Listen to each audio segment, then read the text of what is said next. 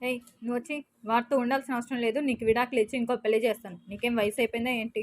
ఇంటికి రా ఫస్ట్. అత్తయ్య, నేను మీకు ఒక విషయం చెప్పచ్చా? చెప్పేంటో.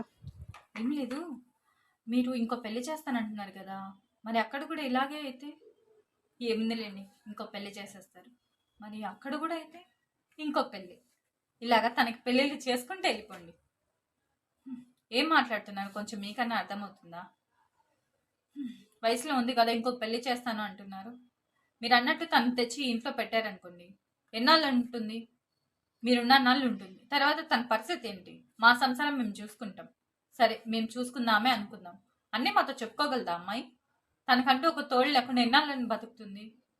అంతెందుకండి, మీరే తోడు లేకుండా విడాకులు ఇచ్చింటే ఈరోజు ఇద్దరు పిల్లలు ఉండేవాళ్ళు కాదు. మీరేం చెప్పినా తనకు ఒక మంత్రం లాగా యూస్ అవుతున్నప్పుడు కొంచెం మంచి చెప్పండి. ఇలాగ సంసారాలు పోయేవి కాదు.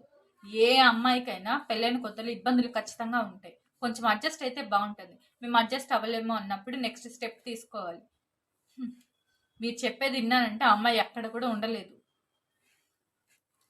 మీరు కొంచెం మాట్లాడేటప్పుడు ఆలోచించి మాట్లాడండి. ఎందుకంటే ఇది తన జీవితం.